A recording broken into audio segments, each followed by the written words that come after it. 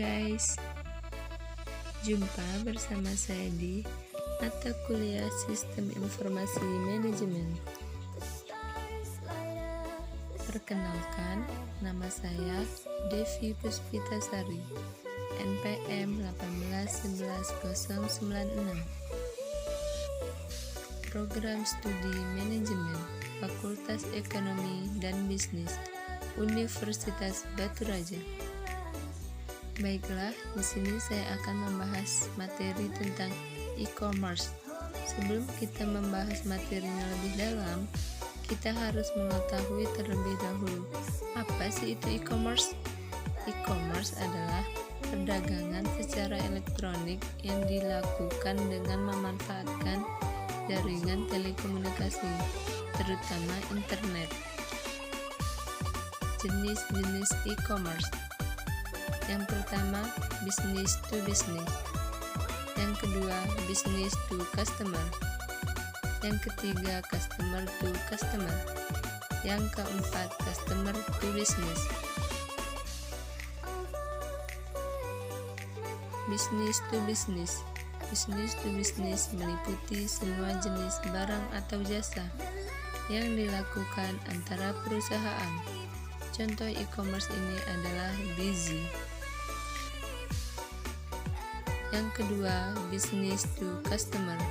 Business to customer adalah jenis e-commerce antara perusahaan dan konsumen akhir. Beberapa yang menerapkan e-commerce tipe ini juga adalah Ribenka dan Tiket.com. Dan yang ketiga, customer to customer. Customer to customer ini merupakan jenis e-commerce yang meliputi semua transaksi elektronik, barang atau jasa antara konsumen. Beberapa contoh e-commerce ini adalah Tokopedia, Bukalapak, dan Lamido. Dan yang keempat, customer to business. Customer to business adalah jenis e-commerce dengan pembalikan utuh dari transaksi, pertukaran dan jual beli barang secara tradisional. Contoh e-commerce ini adalah www.istokfoto.com, www.mybloggerdems.com.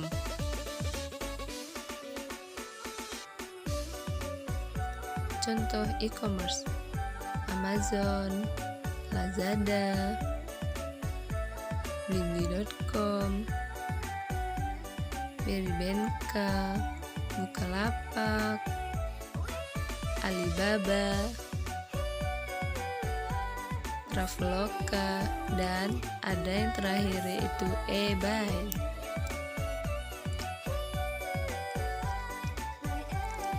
Manfaat e-commerce. E-commerce memungkinkan customers untuk melakukan transaksi selama 24 jam, mempermudah pemasaran dan promosi barang atau jasa. E-commerce memberikan lebih banyak pilihan untuk pelanggan. E-commerce menawarkan produk ataupun jasa dengan harga yang relatif murah. Untuk produk digital, e-commerce membuat pengiriman jenis ini menjadi lebih cepat.